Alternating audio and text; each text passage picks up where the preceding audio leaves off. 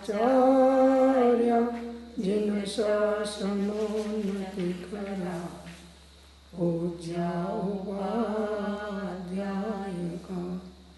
श्री सिद्धांत सुपाठका मुनिवरा रत्नत्रयाराधका पंचैते परमेष्टिन प्रतिदिनं कुर्वन्तु मंगलम कुर्वन्तु मंगलम। स्वाध्याय में श्रीमद રાજચંદ્ર વચનામૃત પત્રાંક 254 એના ઉપર વિચાર ચાલી રહ્યો છે. બનશે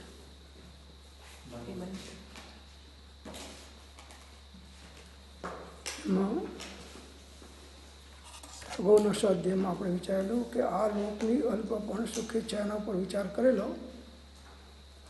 હવે પરમ દૈન્યતાની ઓછે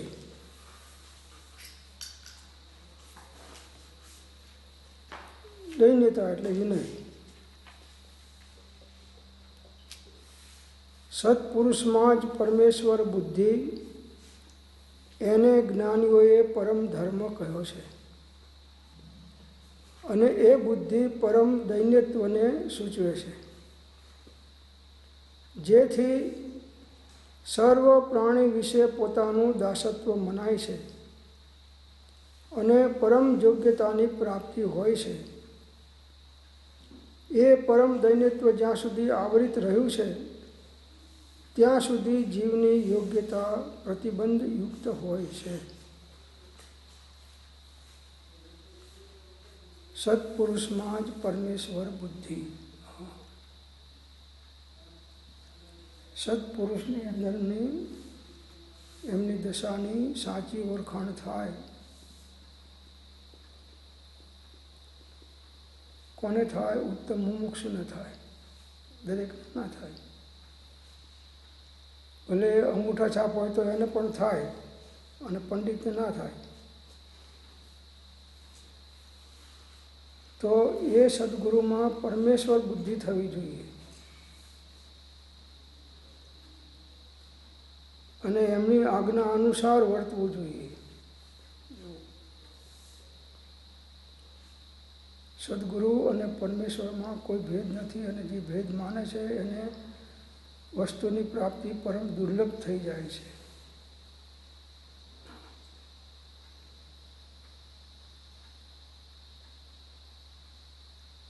એનું નામ પરમ વિનય છે. એમની આજ્ઞાએ પ્રવર્તવું, સદગુરુમાં પરમેશ્વર બુદ્ધિ રાખીને એનું નામ પરમ વિનય છે. જે સદગુરુ ઉપદેશથી પામ્યો કેવળ જ્ઞાન, ગુરુ રહ્યા છદ મસ્ત પણ વિનય કરે ભગવાન. એવો માર્ગ વિનય તણો ભાખ્યો શ્રી વિતરાગ, મૂળ હેતુ એ માર્ગનો સમજે કોઈ સુભાગ.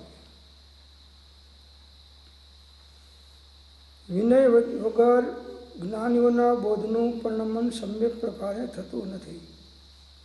સાંભળે છે તો બધાય, પણ પરિણમન થવાવાળા જીવો બહુ ઓછા હોય છે. કેમ કે જેટલું સત્પુરુષનું મહાત્મ્ય પરમાર્થ દ્રષ્ટિથી હોવું જોઈએ એટલા પ્રમાણમાં એનું નથી. તો સદગુરુમાં પરમેશ્વર બુદ્ધિ, સદગુરુ સંત સ્વરૂપ તું જ એ દ્રઢતા કરી દે.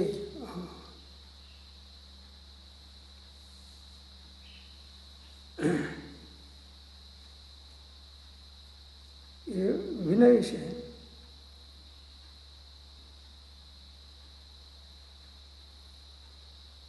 એવો માર્ગ વિનય થણો ભાગ્યો શ્રી વિતરાગ, મૂળ હેતુ એ માર્ગનો સમજે કોઈ સુભાગ. રે જીવ માન ન કીજીએ, માને વિનય ન આવે. વિનય વિના વિદ્યા નહીં, તો કેમ સમકીત પાવે રે.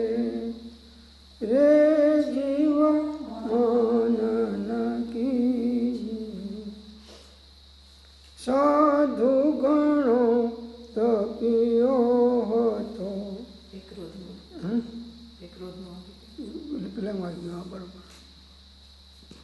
તો આ પરમ વિનયની ઓછ.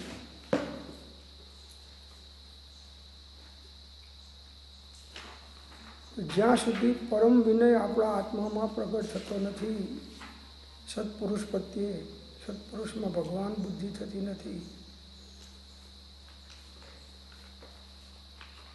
ત્યાં સુધી જીવની યોગ્યતા વિશેષ પ્રકારે બનતી નથી. સત્પુરુષ અને પરમાત્મામાં કોઈ ભેદ છે જ નહીં, અને જે ભેદ માને છે એને વસ્તુની પ્રાપ્તિ દુર્લભ થઈ જાય છે.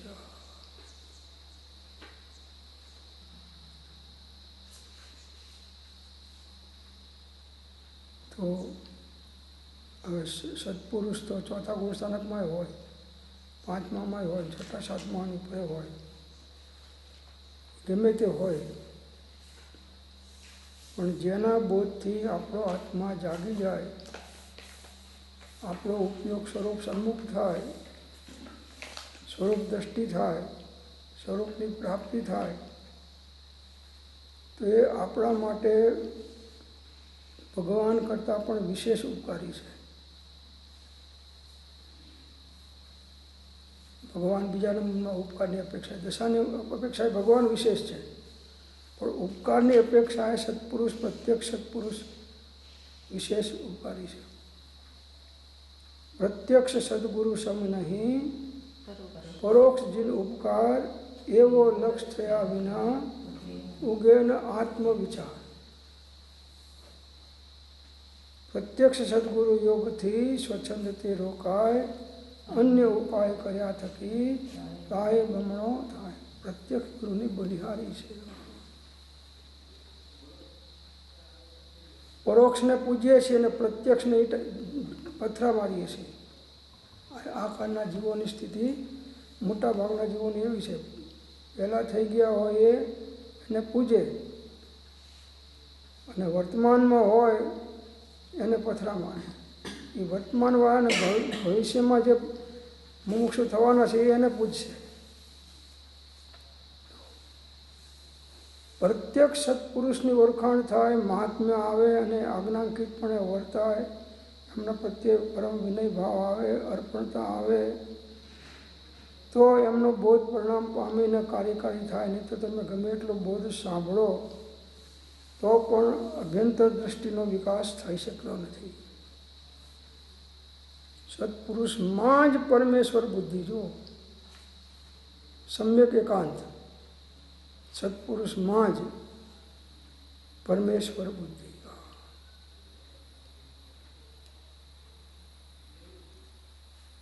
હવે આપણે એમને જોતા હોય સંસારના અંદરમાં ફસાયેલા છે, તો વેપાર ધંધા કરે છે ને આમ કરે છે ને તેમ કરે છે. બાહ્ય દ્રષ્ટિથી સત્પુરુષની ઓળખાણ થાય છે, અંતરંગ દ્રષ્ટિથી સત્પુરુષની ઓળખાણ થાય તો એ સત્પુરુષ જેવો થયા વગર રહે નહીં.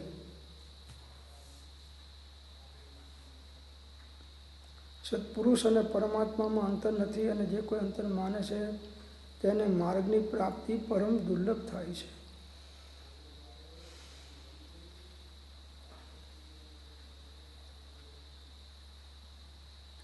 અહો શ્રી સત્પુરુષના વચનામૃત, મુદ્રા અને સત સમાગમ, સુષુપ્ત ચેતનને જાગૃત કરનાર,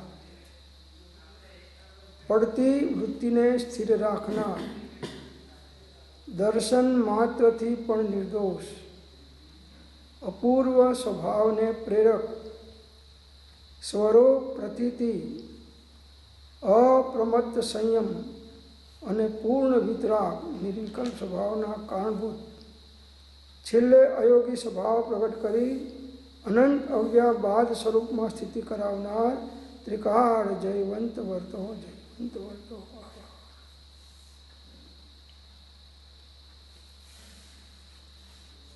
ગયા પછી એના નામના પથરાય પૂજાય, અને હોય ત્યાં સુધી એને પથરાઓ મારે. આ અજ્ઞાનીના લક્ષણ છે. તો તો સત્પુરુષમાં જ પરમેશ્વર બુદ્ધિ, બસ.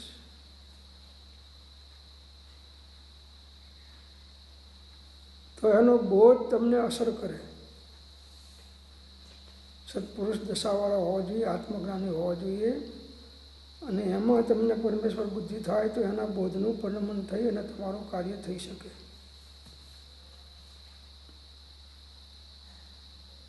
એને જ્ઞાનીઓએ પરમ ધર્મ કયો છે. આ પરમેશ્વર પણ માને સત્પુરુષને એ પરમ ધર્મ છે, ઉત્કૃષ્ટ ધર્મ છે, એ ધર્મનું મૂળ છે.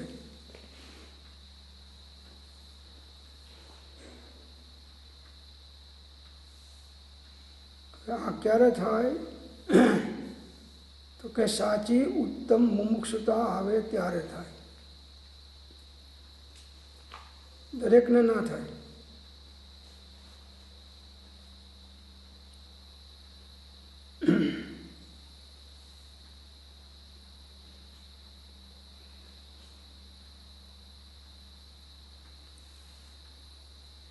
માખણ છે,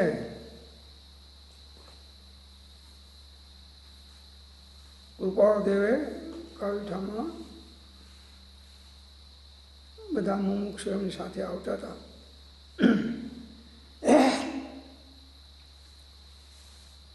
તો એમને કહ્યું કે તમારા હાથમાં 2 લોટા છે, એક છાશથી ભરેલો લોટો છે અને એક ઘીથી ભરેલો લોટો છે, અને તમને પગની ઠોકર વાગી ગઈ.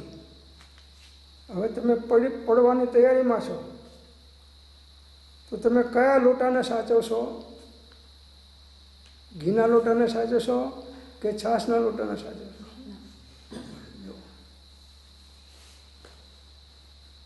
તો આપણે દેહને સાચવીએ છીએ અને જ્ઞાનીઓને જતા કરીએ છીએ. જ્ઞાની છે ઘીનો લોટો છે અને આપણી દેહાત્મ બુદ્ધિ છે એ છાશનો લોટો છે. તો જ્ઞાનીઓમાં પરમેશ્વર બુદ્ધિ આવે.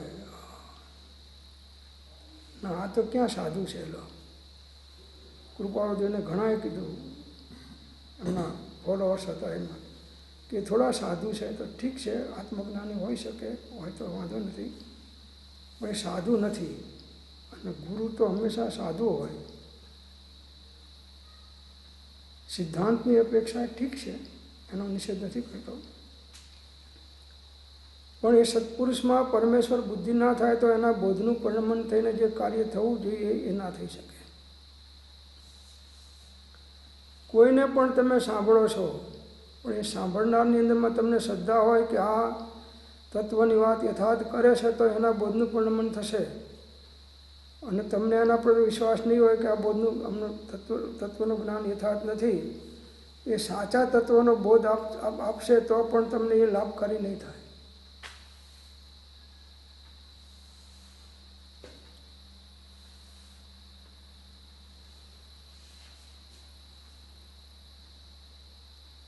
આમાં મૂક્યું છે પાઠાંતરમાં કે તથારૂપ ઓળખાણ થયે સત્પુરુષની, તથારૂપ ઓળખાણ થયે સદગુરુમાં પરમેશ્વર બુદ્ધિ રાખી. જો બરાબર એની દશાની ઓળખાણ થાય, એમનું આત્મિક મહાત્મ્ય આવે, એમની દશાનું મહાત્મ્ય આવે. તથારૂપ ઓળખાણ થયે સદગુરુમાં પરમેશ્વર બુદ્ધિ રાખી તેમની આજ્ઞાએ પ્રવર્તવું, તે પરમ વિનય કયો છે. લો, આપણે આજ્ઞા ઉપર પગ મૂકીને ચાલીએ અને એમને પગ દબાવીએ અને વિનય કરીએ તો એ વિનય સાચો નથી, બાહ્ય વિનય છે, વ્યવહાર વિનય છે. આજ્ઞાએ પ્રવર્તવું એ વિનય છે. સત્પુરુષની એક પણ આજ્ઞા સમ્યક પ્રકારે ઉપાસના થાય તો યાવત એને મોક્ષની પ્રાપ્તિ થાય, એમ જ્ઞાનીઓએ કહ્યું છે. એક જ આજ્ઞાની ઉપાસના. આજ્ઞા એ સ્વચ્છંદને તોડવાનું બળવાન હથિયાર છે. આજ્ઞા પ્રમાણે ચાલ્યા વગર જીવનો અંતરંગ સ્વચ્છંદ છૂટતો નથી, વધતો જાય છે.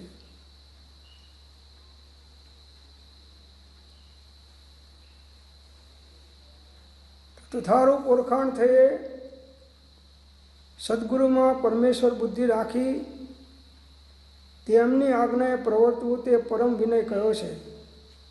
તેથી પરમ યોગ્યતાની પ્રાપ્તિ હોય છે. જો મોક્ષ માર્ગમાં આત્મજ્ઞાન પ્રાપ્ત કરવાની ને કેવળ જ્ઞાન પ્રાપ્ત કરવાની યોગ્યતા આ સત્પુરુષમાં પરમેશ્વર બુદ્ધિ હોય છે, તો એની આજ્ઞાનું બળ મળે છે અને એ આજ્ઞા એ કામ કરી જાય છે. આજ્ઞા ઉપર પગ મૂકીએ છીએ. બાપાના પગ દબાવીએ પણ બાપાની આજ્ઞા ના માની તો પગ દબાય કે ના પાડે શું ફેર પડ્યો?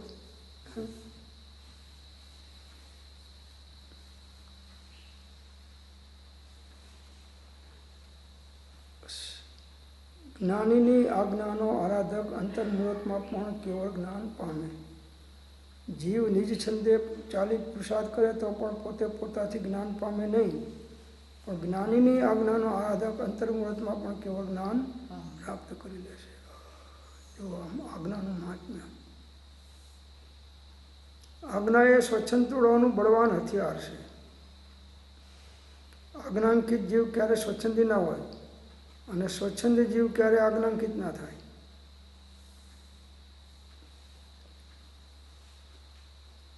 એ પરમ વિનય જ્યાં સુધી આવે નહીં ત્યાં સુધી જીવને યોગ્યતા આવતી નથી. વિનય આવ્યા વગર જીવને આત્મજ્ઞાન પ્રાપ્ત કરવાની યોગ્યતા આવતી નથી, આત્મકલ્યાણ કરવાની યોગ્યતા આવતી નથી એમ કહે છે. આ પરમ ધર્મ છે. તો સાહેબ રત્નત્રયનો ધર્મ પરમ છે ને, એટલે આ જ રત્નત્રયનું કારણ છે. એના વગર રત્નત્રય આવે નહીં.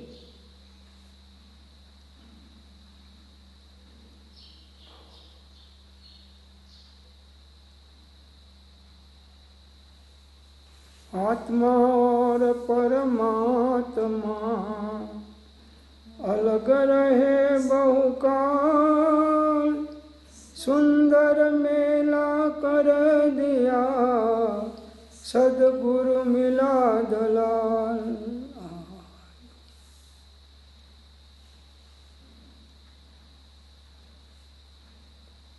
આત્મા અને પરમાત્માનું મિલન કરાવનારા સદગુરુ છે એ દલાલ છે.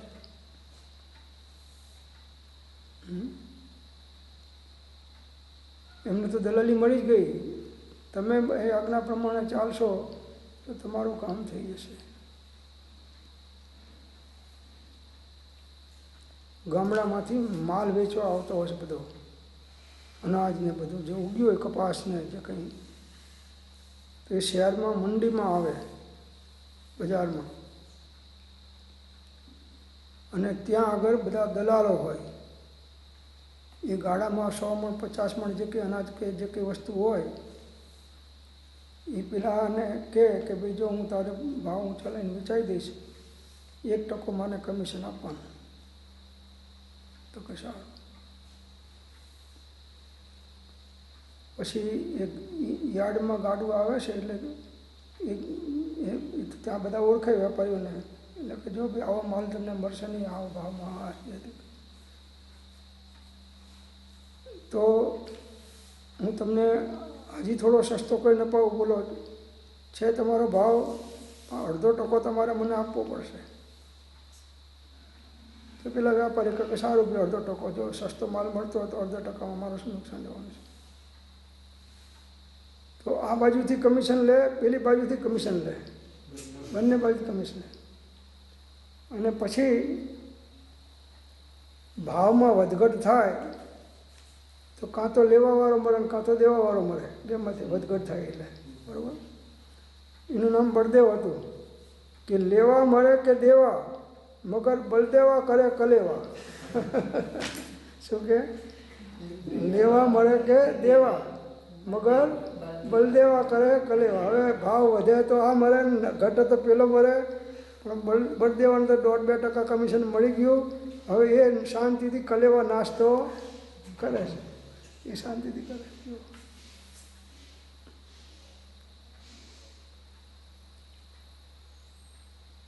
તો સદગુરુ છે એ તો એમનું કામ કરીને ચાલ્યા જાય છે. એક વટે માર્ગો બીજા વટે માર્ગોને માર્ગ બતાવીને જેમ ચાલે જાય એમ જ્ઞાનીઓ કોઈના માટે અટકતા નથી. કોઈ ઉત્તમ આત્મા હોય તો એને ઈશારો કરીને માર્ગ ચડાવવાનો પ્રયત્ન કરે છે. ચડે તો સારું છે, ના ચડે તો જેવું જેનું ભવિ થયું એમ કહીને પછી અટકીને ઊભા નથી રહેતા.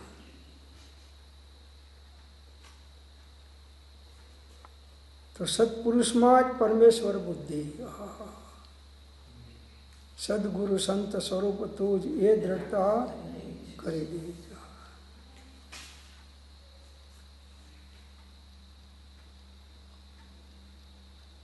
સંત ચરણ આશ્રય વિના સાધન કર્યા અનેક, પાર ન તેથી પામ્યો ઉગ્યો ન અંશ વિવેક.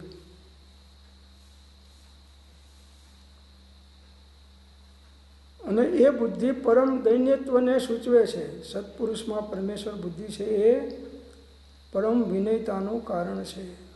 દૈન્યત્વ એટલે વિનય, પરમ વિનય. બતાવે છે કે જ્ઞાનીઓ પ્રત્યે એને જે બહુમાન આવ્યું છે તો એની અંદરમાં એના પ્રત્યે પરમ વિનય ભાવ પ્રગટ થયો છે. જેથી સર્વ પ્રાણી વિશે પોતાનું દાસત્વ મનાય છે અને પરમ યોગ્યતાની પ્રાપ્તિ હોય છે. એના કારણે શું થાય? સર્વ પ્રાણી વિશે પોતાનું દાસત્વ ભાવ. કોહમ કે દાસોહમ, પછી સોહમ, પછી હમ.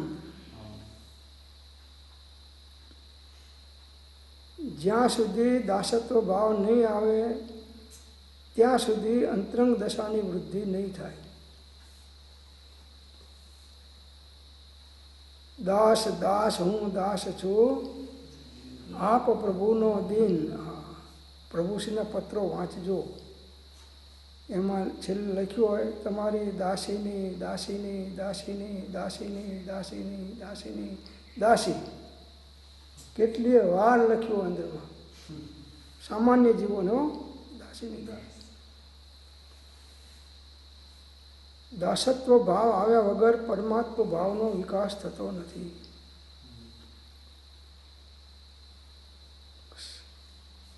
દાસત્વ ભાવની અંદરમાં જેમ વિલાયતી દવામાં રિએક્શન આવે પણ દેશી દવામાં રિએક્શન ના આવે, એ દાસત્વ ભાવ છે, દેશી દવા છે. હા, એમાં દાસત્વ ભાવ છે એ એમાં માર નથી ખાવાનો. અને પેલો અહંકારની અંદરમાં ફરતો એનામાં દાસત્વ ભાવ ના આવે. ये तो भक्ति मार्ग के लिए रहता है, मतलब आध्यात्मिक मार्ग में भी ऐसे? हाँ, आध्यात्मिक मार्ग में ऐसे सिद्धांत तो सबसे क्या है. आध्यात्मिक मार्ग में भी गुरु की आप दासत्व भाव नहीं स्वीकारोगे तो आपकी दशा वृद्धि नहीं होगी. वो भी आध्यात्मिक मार्ग में ऐसा ही है. दासत्व है परम विनय, परम विनय नहीं आए तो कैसे काम होगा.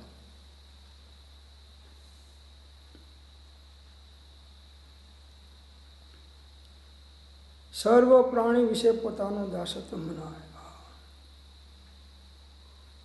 એટલે સર્વ આત્મામાં સમદ્રષ્ટિ દો આ વચનને હૃદય લખો. બધા પ્રાણીઓ મારા જેવા જ આત્માઓ છે.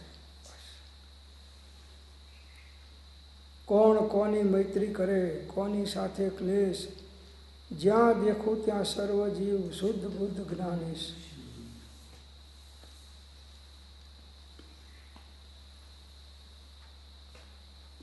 એટલે હંમેશા દાસત્વ ભાવ રાખવો. જો આત્મજ્ઞાન પ્રગટ કરવું હોય તો દાસત્વ ભાવ આત્મજ્ઞાન પ્રાપ્ત થવામાં ઘણો બળવાન કારણ બને છે, નિમિત્ત બને છે.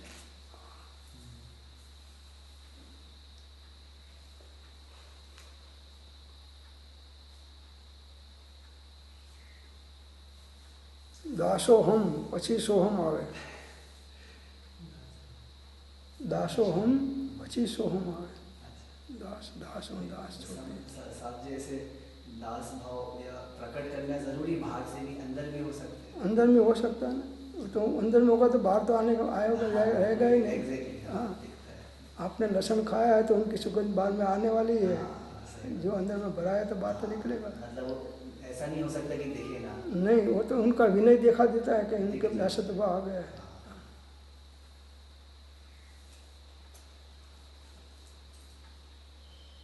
सर्व में आत्मदृष्टि रखो तो दासत्व भाव आएगा।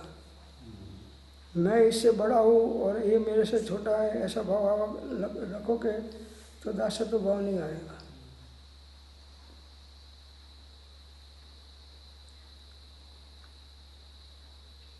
તો જેથી સર્વ પ્રાણીને વિશે પોતાનું દાસત્વ મનાય છે અને પરમ યોગ્યતાની પ્રાપ્તિ હોય છે, જેના કારણે હવે આત્મજ્ઞાન થવાની એનામાં પરમ યોગ્યતા આવી જાય છે દાસત્વ ભાવના કારણે.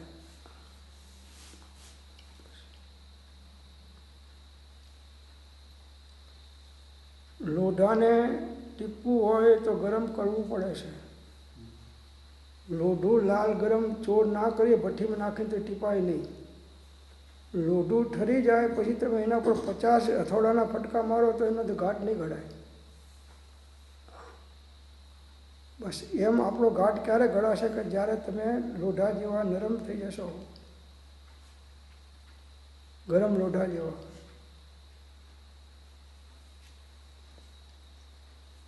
દાસત્વ ભાવ આવ્યા વગર આત્મજ્ઞાન થવાની પરમ યોગ્યતા આવી શકતી નથી.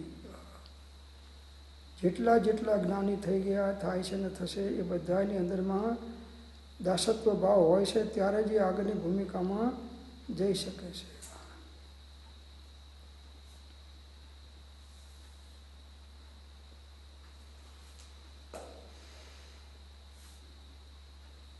દાસ દાસ હું દાસ છું, આપ પ્રભુનો દીન.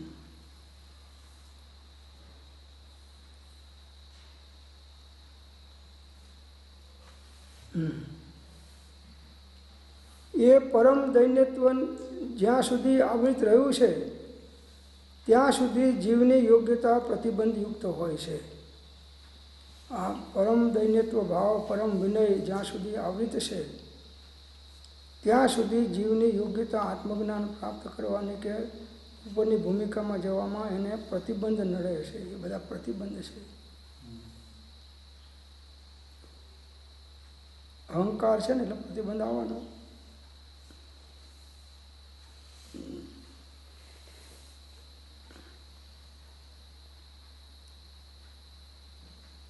માટે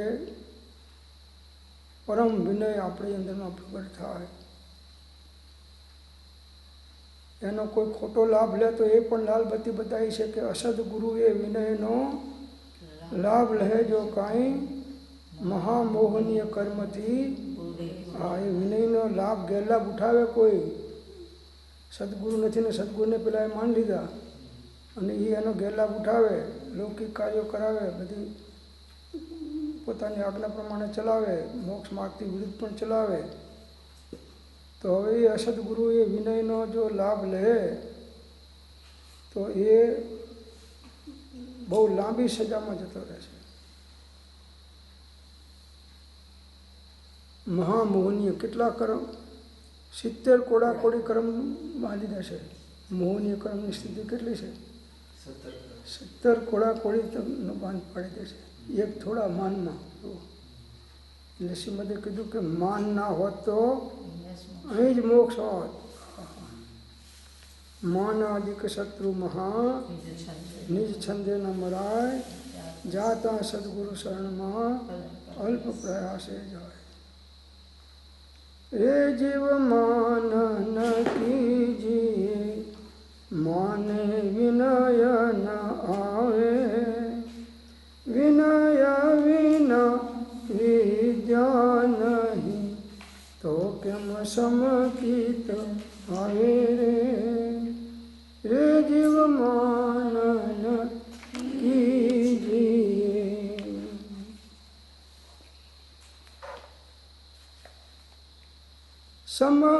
વિનય વિના સમકિત ના આવે. સમકિત વિણ ચારિત્ર નહીં, ચારિત્ર વિણ નહીં મુક્તિ રે.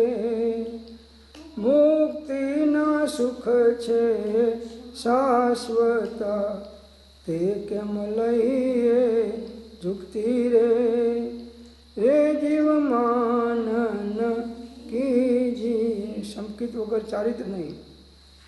માનથી વિનય ના આવે અને વિનય વગર વિદ્યા પ્રગટ ના થાય, સમ્યક દર્શન ના થાય. તો સંકિત કેવી રીતે આવે?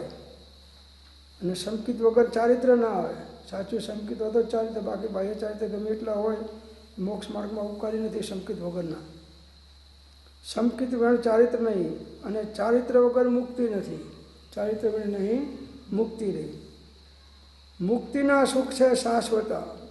મુક્ત થઈ ગયા પછી એને શાશ્વત સુખ આત્માના અતિન્દ્રિય આનંદનું પ્રાપ્ત થયા કરે છે.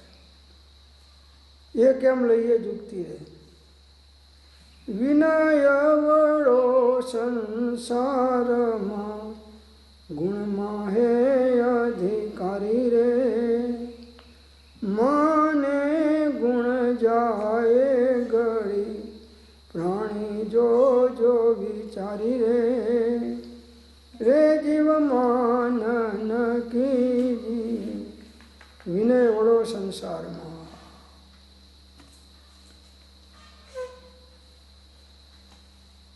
કોઈ પણ કાર્ય તમે વિનયપૂર્વક કરશો તો તમારું થઈ જશે. આખા સંસારમાં કોઈ મોટામાં મોટું કાર્ય હોય તો આ વિનય ગુણને પ્રગટ કરવાનું છે. બધા ગુણમાં મુખ્ય ગુણ અધિકારી આત્મજ્ઞાન પ્રાપ્ત કરવાનું, આત્મકલ્યાણ થવામાં વિનય છે. વિનય વગર જીવને અંદરમાં અભિમાન અહંકાર આવી જાય છે અને એનાથી બધા ગુણો જેટલા થોડા પ્રગટ થયા હોય એ બધા નાશ થઈ જાય છે. અહંકાર જીવને તમે આને કશે પ્રાણી જોજો વિચારી રહે, તમે આનો વિચાર કરજો અને વિનયથી આગળ વધજો. જીવનમાં ઘરમાં મા બાપનો વિનય કરજો, વડીલોનો વિનય કરજો, ગુણવાનોનો વિનય કરજો. ગુણવાનો વિનય કરશો તો એ ગુણ તમારા અંદરમાં આવશે, પ્રગટ થશે. અને અહંકાર રહેશો તો હશે એ ગુણ જતા રહેશે. પાણીનું પૂર આવે છે નદીમાં, પાણીનું બહુ પૂર આવે છે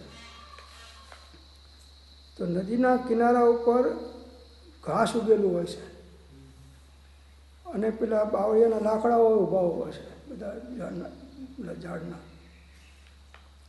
હવે પાણી ખૂબ જોરથી આવે છે તો પેલા બાવળિયાના લાકડા છે એ મૂળ સહિત તણાઈ જાય છે, અકડ રહેશે. આમ નમતા નથી, અકડ રહેશે તો તણાઈ જાય છે. અને પેલું ઘાસ નમી જાય છે તો આટલું બધું પાણી હોવા છતાં ઘાસ ત્યાંથી ખસતું નથી, ત્યાં ઉપરથી લીલુંછમ થઈને મોટું થાય છે.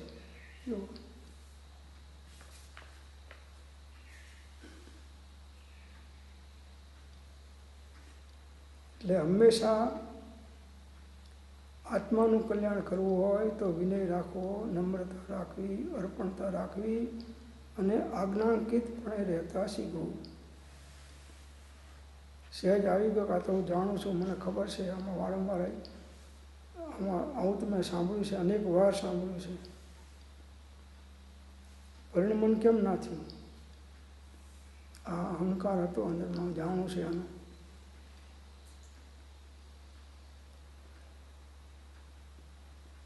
અભ્યાસથી કરો. હું જાણું છું કે તેમ થવું કઠિન છે, તો પણ અભ્યાસ એ જ સર્વનો ઉપાય છે. અભ્યાસ એ સર્વનો ઉપાય છે, બીજો કોઈ ઉપાય નથી. પછી સરસ દ્રષ્ટાંત આપ્યું છે.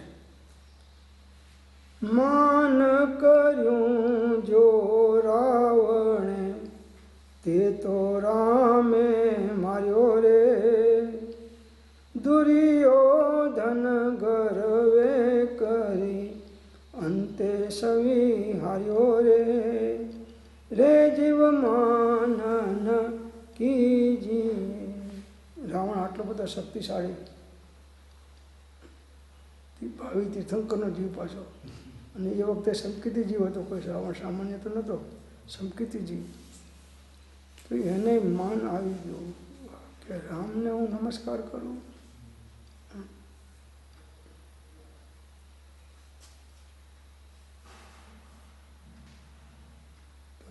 લંકા ઉપર ચડાઈ કરી તો કે લડીને લઈ જાઓ, બાકી તમને એમને તો હું નહીં સોંપું. તો રામના હાથે હણાઈ ગયો ખલાસ. આવડો મોટો રાવણ, મહાશક્તિશાળી, દેવલોકના દેવો એનાથી ગભરાય, ઇન્દ્રો ગભરાય, એટલી એની પાસે શક્તિ હતી. છતાં એ અભિમાનના કારણે રામના હાથે હણાઈ ગયો. અને દુર્યોધન ગર્વે કરી અંતે સવી હાર્યો રે. પાંડવો અને દુર્યોધન છે ને, કૌરવોનો મુખ્ય આ દુર્યોધન અને પાંડવોમાં યુધિષ્ઠિર. તો બંને કુટુંબી ભાઈઓ જ હતા. તો એમને વેચવામાં થોડો કંઈ ઝઘડો થયો. તો પેલા કહ્યું કે ભાઈ થોડું જતું કરો, તો કે લડીને લઈ જાય, બાકી એમને એમ તો એક જગ્યા નહીં આપો કે. ને અહંકાર હતો કે અમે તો આ તો 5 છે ને અમે તો 100 ભાઈઓ છીએ અને અમારું મોટું છે લશ્કર, અમારા સામે ટકી શકે એમ નથી. તો દુર્યોધન ગર્વ કર્યો તો એ હારી ગયો. કોઈ પણ ગર્વ કરનારો જીવ એ કોઈ દિવસે આત્માનું કલ્યાણ સાધી શકે નહીં. બસ. તો ગર્વને કાઢી નમ્રતામાં રહેવું અને આજ્ઞાંકિતપણે રહેવાથી બધા આત્મિક ગુણો ક્રમે ક્રમે કરીને પ્રગટ થતા જાય છે. આ દુર્યોધન જેવા હારી ગયા, મહાશક્તિશાળી હતો, પાંડવો કરતાં શક્તિ એની પાસે ઘણી હતી, પણ છતાં ગર્વના કારણે હારી ગયો.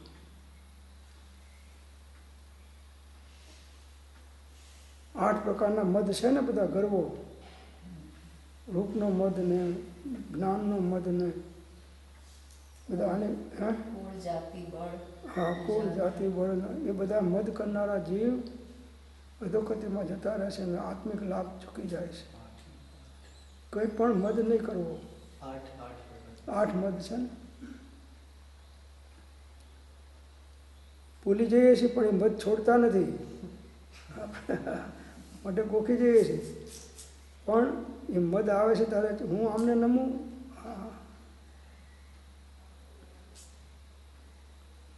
બાવળિયાના ઠૂંઠાની જેમ નદીના પાણી આવશે તો ઉખડીને તું મૂળ સહિત દરિયામાં ચાલ્યો છે, પત્તો નહીં ખાય પ્રભુ. તો આ માન મૂકવાની વાત કહે છે. નમ્રતા લાવો, વિનયતા લાવો, અક્કડતા છોડો. સુકાલા કડા સારીખો દુઃખદાયી ખોટો રે. ઉદય રત્ન કહે માનને દેજો દેશ વટોરે. રે જીવ માનન કીજી. કેવો છે સૂકા લાકડી સરખો. એ લાકડામાં વસ્તુ પડી એ બળીને ભસ્મ થઈ જાય, એમ બીજા ગુણો પણ માનના કારણે નષ્ટ થઈ જાય છે. અને બધાય દુઃખોનું મૂળ તો આ અભિમાન છે. અભિમાન. કોઈ વસ્તુનું અભિમાન કર્યું એ બતાવે છે કે તમારી પાત્રતા નષ્ટ થઈ ગઈ. અભિમાન કેમ આવ્યું? પૈસાનું અભિમાન કરે, કુળનું અભિમાન કરે, 8 પ્રકારના મત કર્યા ને, કોઈ પણ પ્રકારના અભિમાન કરે તો એના એ પ્રકારના ગુણો નષ્ટ થઈ જાય છે અભિમાનના કારણે. ને ઉદયરત્ન મહારાજ સાહેબ કહે છે કે માનને દેજો દેશ વટોરે. માનને દેશ વટો આપજો, માનને કાઢજો તો આત્માનું કલ્યાણ કરી શકશે. હા, નહીં તો નહીં.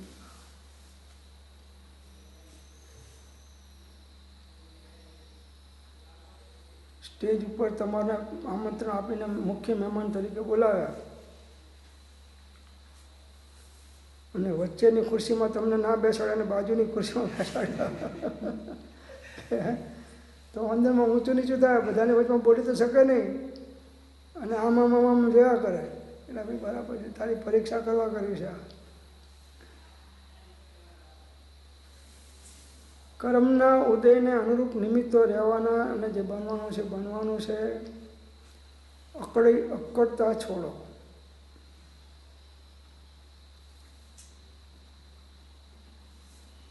તો ફક્કડ થશો. અક્કડ છોડશો તો ફક્કડ થશો.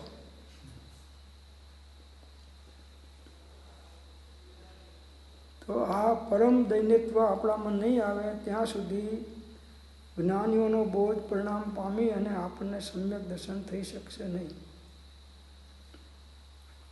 આ વિનય.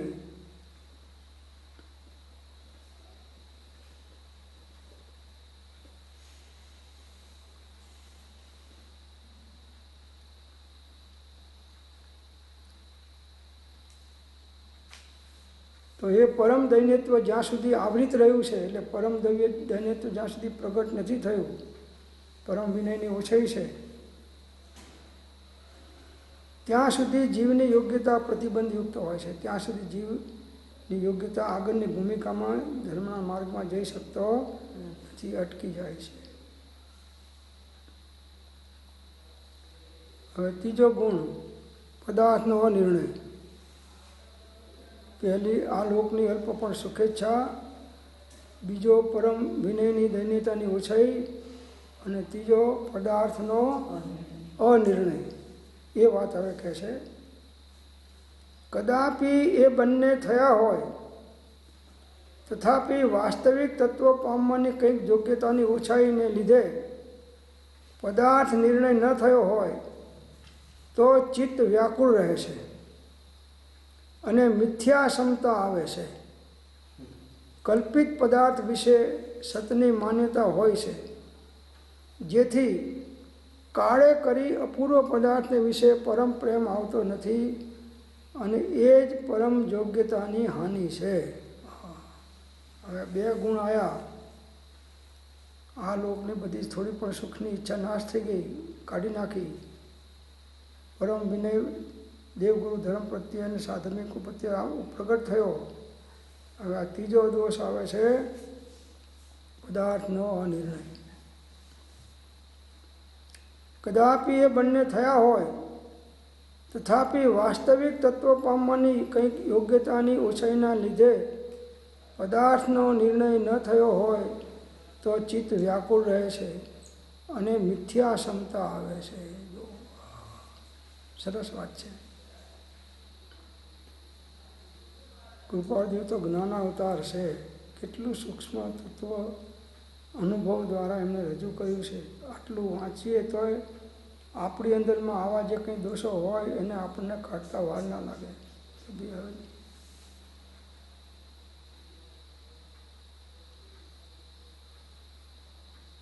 એક ભાવ હાથમાં માંગીને ખાવું પડે તો વાંધો નહીં, પણ આત્માના આનંદ આગળ આ વસ્તુ તુચ્છ માત્ર છે. વસ્તુનું મહાત્મ્ય ના રહેવું જોઈએ, કોઈ પણ વસ્તુ હોય. તો આ બંને થયા હોય તથાપી વાસ્તવિક તત્વ પામવાની કંઈક યોગ્યતાની ઓછાઈને લીધે હજી આત્મજ્ઞાન પ્રાપ્ત કરવાની અંદરમાં જે અમુક ગુણ ખૂટે છે,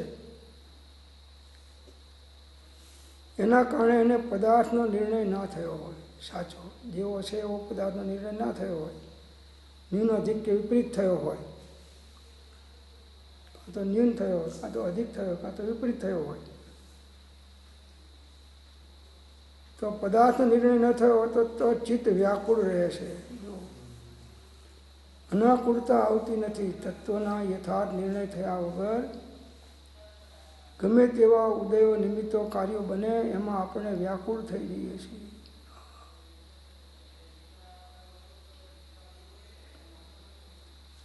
તમે અહીંથી તમારા ઘેર જાઓ છો અને તમારું ટ્રેનમાં રિઝર્વેશન છે,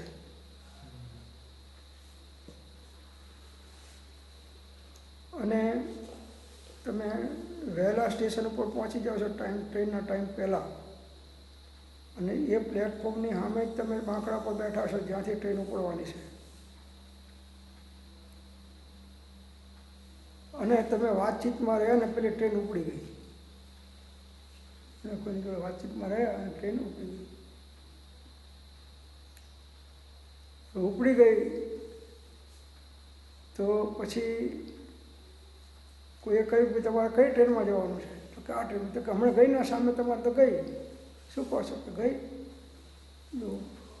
હવે શું થાય? ચિત્ત આકુળ વ્યાકુળ થઈ જાય છે. મેં આવી ભાન ના રાખ્યું. એ વખતે પણ અનાકુળતા રહેવું જોઈએ કે ગઈ તો ગઈ, બીજી મળશે, નહીં મળે તો ઘર ભેગા. શું ફેર પડ્યું? તો જે કંઈ બનાવ બને એમાં આકુળતા વ્યાકુળતા ના થવી જોઈએ. એ આકુળતા વ્યાકુળતા થાય તો એને હજી આત્મતત્વનો પદાર્થનો નિર્ણય સમ્યક પ્રકારે થયો નથી. આકુળતા નહીં.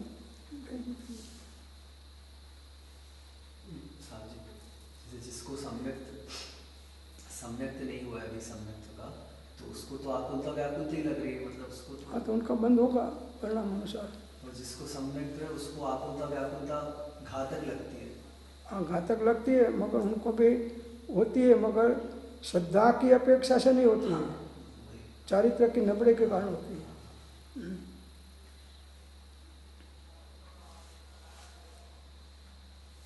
ચાની તપેલી તમે ગેસ ઉપર મૂકી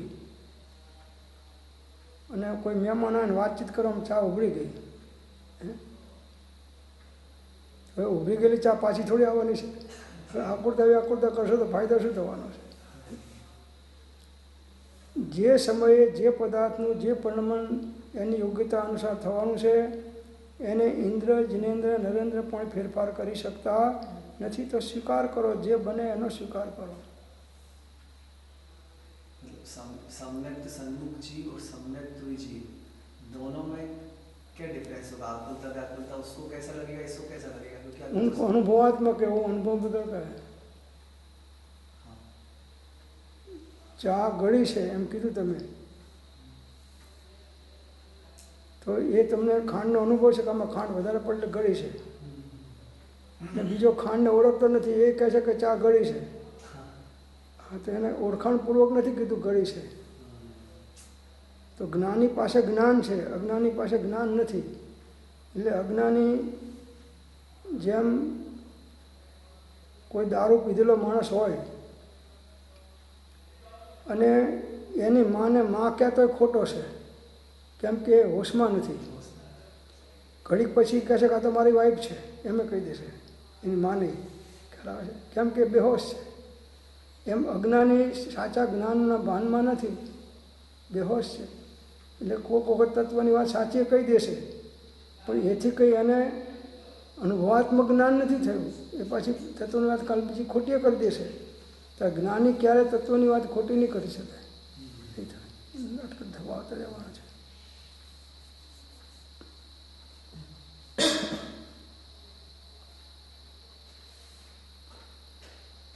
કદાપી એ બંને થયા હોય તથાપી વાસ્તવિક તત્વ પામવાની કંઈક યોગ્યતાની ઓછાઈને લીધે પદાર્થ નિર્ણય ન થયો હોય તો ચિત્ત વ્યાકુળ રહે છે. બસ આપણે સમજવું કે આપણું ચિત્ત વ્યાકુળ કેમ રહ્યું. ઘરમાં બનાવ બન્યો, દેહમાં બન્યો, દુનિયામાં બન્યો, આજુબાજુમાં બન્યો, સગાવાલામાં મિત્રોમાં બન્યો, વ્યાકુળતા ના થવી જોઈએ. કેમ કે એની પાસે નિર્ણય છે કે જે સમયે જે પદાર્થનું જે પ્રકારે પરિણમન થવાનું છે એની યોગ્યતા અનુસાર થવાનું છે. એમાં ઇન્દ્ર, જિનેન્દ્ર, નરેન્દ્ર ફેરફાર કરી શકતા નથી. એટલે જે બન્યું એ ન્યાય, ના બન્યું એ ન્યાય, અને ના માનો તો અન્યાય. બરાબર છે? જે બન્યું એ ન્યાય, ના બન્યું તો પણ ન્યાય, અને ના માનો તો અન્યાય. એ અન્યાય છે. योग्यता वाला विषय भी सम्यक दृष्टि को योग्यता वाला विषय हो जाता है क्लियर ऐसा. पहले तो उसको भी लगता है कि क्या करना है, कैसे करना है. નહીં, સમ્યક દ્રષ્ટિ વ્યાકુળ નથી થતો. એ સમજે કે જો પદાર્થનું જે સમય પરિણમન થવાનું છે એ પ્રમાણે જ થયું છે. એમાં કંઈ આપણે સમજતા નથી એટલે આખું વ્યાકુળ થઈ ગઈ છે. દૂધ મૂક્યું છે ચૂલા ઉપર અને ધ્યાન નથી રાખ્યું, ઉભરાઈ જ જવાનું છે. ઉભરી ગયા પછી તમે ગમે એટલે પશ્ચાતાપ જે જોનારો તો જાણે છે કે એને ધ્યાન ના રાખે એટલે ઉભરી ગયો, મારે દૂધનો વાંક નથી, આનો વાંક છે. હે, દૂધ ઉભરી ગયું તો વાંક દૂધનો કે પેલાનો? કોનો વાંક? સીધી વાત તો છે. આપણને વ્યાકુળતા થઈ એ બનાવે છે કે તમે જે બનાવમાં વ્યાકુળતા થયા એ બનાવની તત્વદ્રષ્ટિથી ખતવણી તમે ઊંધી કરી છે. તો વ્યાકુળતા કેમ આવે? બાજુવાના ઘર, બાજુ મકાનવાળામાં કોઈ ગુજરી ગયું તો તમને રડવું નથી આવતું, અને તમારા ઘરવાળા કોઈ ગુજરી ગયા તમને રડવું આવે છે. તો એ રડવું કેમ આવ્યું? હા, અજ્ઞાનતાના કારણે કે આ મારા છે ને પેલા મારા નથી. તો જેટલા પેલા પરદ્રવ્ય છે એટલો જ આ ઘરવાળા પરદ્રવ્ય છે, 100%. બે જુદા નથી. તો એ તત્વદ્રષ્ટિ ચૂકી ગયા તો વ્યાકુળતા આવવાની. કોઈ પણ બનાવ બને એની તત્વદ્રષ્ટિથી ખતવણી કરશો તો વ્યાકુળતા નહીં આવે, અને તત્વદ્રષ્ટિથી વિપરીત કોઈ પ્રકારની ખતવણી કરશો, સારું હશે કે ખરાબ હશે, તો અંદરમાં વ્યાકુળતા આવવાની. फिर जैसे गौतम स्वामी की महावीर भगवान के प्रति कौन सी व्याकुलता है? गौतम स्वामी की महावीर स्वामी के प्रति जो कौन सी व्याकुलता थी? बस वो मेरे को ऐसा केवल ज्ञान क्यों नहीं हुआ, उनको हो गया. व्याकुलता छूटी तो व्याकुलता करने पर वो मिले ना? नहीं, जो बने उसका स्वीकार करो तो व्याकुलता नहीं होगी. अभी आप 11 बजे नीचे भोजन को जाओ और बोल दो धनजी भाई कि भाई मैं तो भूल गया आज रसोई बनाने, अब शाम को आओ, अभी तो नहीं मिलेगा. तो अपने व्याकुल हो जाता है. चलो अच्छा हो, एकासना कर लेंगे.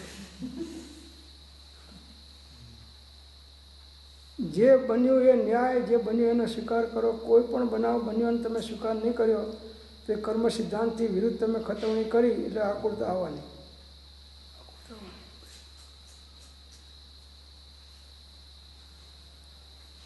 व्याकुलता शांति थी. बराबर. परद्रव्यનું પરિણામ આમ स्वभाव रूपे થયું કે विभाव रूपे થયું, आनंद घन को क्या? मेवाड़ की रानी को लड़का हुआ तो भी आनंद घन को क्या, नहीं हुआ तो भी आनंद. आनंद घन जी महाराज और बैठे थे ध्यान में जंगल में राजस्थान में. तो रानी को लड़का नहीं होता था और राज बिन वारस जाता था, राज में कोई वारस नहीं था. तो किसी ने बताया कि भाई आप देखो आपके राज में तो बड़े बड़े योगियों हैं और वो योगियों का आशीर्वाद मिल जावे तो आपका गैर लड़का होगा तो आपकी गादी टिकी रहेगी. तो बताया कि आनंद घनी नाम का योगी है, ये अभी अरवली आबू के डूंगराओं में ध्यान कर रहा है, उनके जो आशीर्वाद मिल जाए तो आपका घर हो जाएगा. तो राजा એટલે આખા રસાડા સહિત આવ્યા, શોધ કરાવીને જોયું કે આનંદ ઘની અહીં છે. ત્યાં ગયા. હવે આનંદ ઘની ધ્યાનમાં તો સામે બેઠા, કલાક 2 કલાક 4 કલાક પેલા આંખ ખોલે નહીં, આય બોલે, આય ઉઠે નહીં. પછી આમ આંખ ખોલી તો કે બાપજી તમારી પાસે આશીર્વાદ લેવા આવ્યો છું. क्या है? तो मेरे घर एक लड़का नहीं, मैं यहाँ का राजा हूँ और गादी बिन वारस जाती है. तो आप कृपा करके आशीर्वाद दो तो हमारे घर एक बालक आ जाए तो हमारी कुटुंब की पीढ़ी चले. तो आनंद घनी महाराज निष्प्रभ. तो मेवाड़ का राजा है तो कहा, तो मेवाड़ की रानी को लड़का हो तो भी आनंद घन को क्या और नहीं हो तो भी आनंद घन को क्या, एम कर उठीने चाले जता नहीं. आवा निष्प्रभ महात्मा होना चाहिए. हो तो भी क्या, नहीं हो तो भी क्या. बननार છે તે ફરનાર નથી અને ફરનાર છે તે બનનાર. જે બનવાનું છે ને ફરવાનું નથી થવાનું. બંનેનો સ્વીકાર કરતા શીખો. જે બન્યું એનો સ્વીકાર કરતા શીખો. વ્યાકુળતા થઈ એટલે બતાવે છે કે તમે કંઈક સિદ્ધાંતથી વિરુદ્ધ ખતવણી કરી છે કોઈ બનાવની. તો આ બધી વ્યાકુળતા તમને કેમ થઈ? તમારી ખતવણી કંઈક ખોટી થઈ છે એટલે આ વ્યાકુળતા આવી છે. બરાબર છે.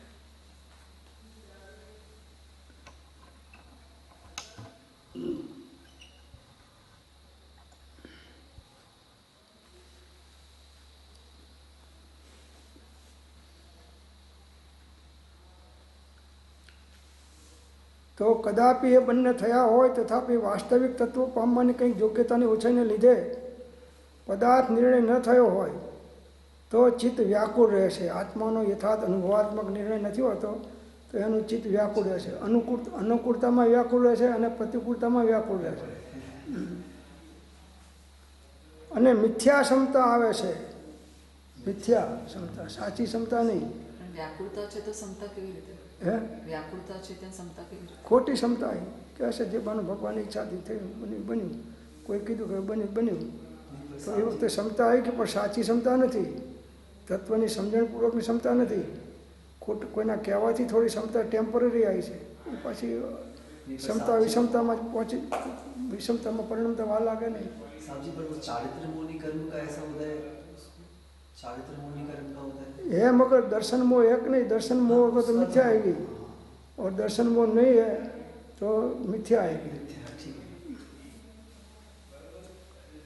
तो मिथ्या क्षमता आवे छे जो એટલે આપણે ઘણી વખત ક્ષમતામાં ડાયા થઈ જઈએ છીએ પણ એ સાચા ડાયા નથી થયા, હજી સમજીને નથી થયા।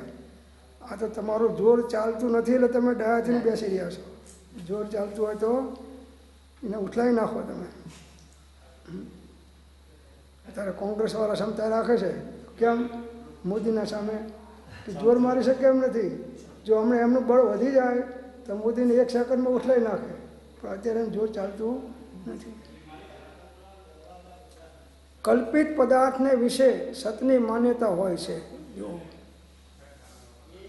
સાચા સતને માન્યતા નથી હોતી પણ કલ્પિત પદાર્થને વિશે કે આ સત છે।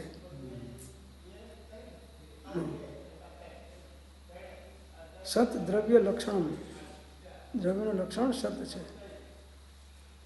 તો કલ્પિત પદાર્થના વિશે સતની માન્યતા હોય છે, જેથી કાળે કરી અપૂર્વ પદાર્થને વિશે પરમ પ્રેમ આવતો નથી। જો સાચું તત્વ સમજાણું નથી, સાચા સતનો નિર્ણય થયો નથી એટલે કાળે લાંબા સમય જાય તો પણ એને પોતાના સ્વરૂપ પ્રત્યે કે મોક્ષ માર્ગ પ્રત્યે પરમ પ્રેમ આવતો નથી।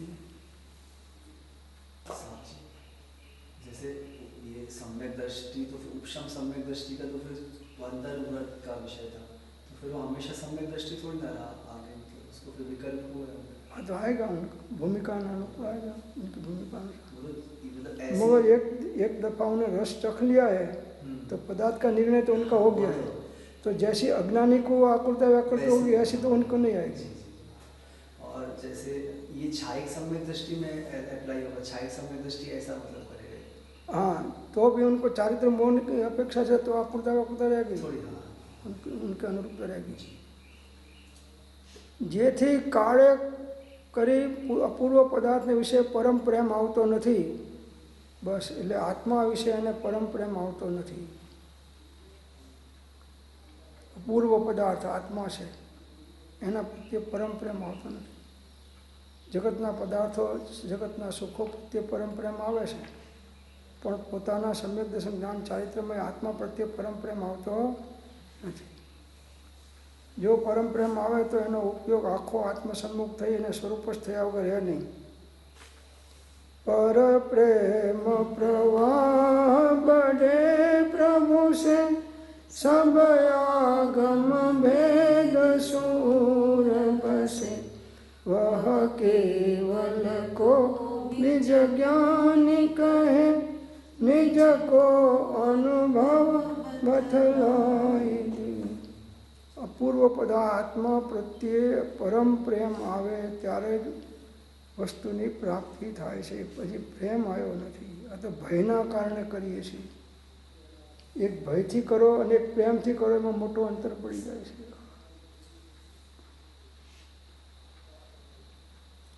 अने एक परम योग्यतानी हानि छे अने एना कारणे परम योग्यता आवती आत्मज्ञान प्राप्त करवानी के केवल ज्ञान प्राप्त करवानी परम योग्यता आवती नथी। तो आ प्रमाणे अहीं सुधी आपणे विचार कर्यो। આગળની વાત વિચારશું।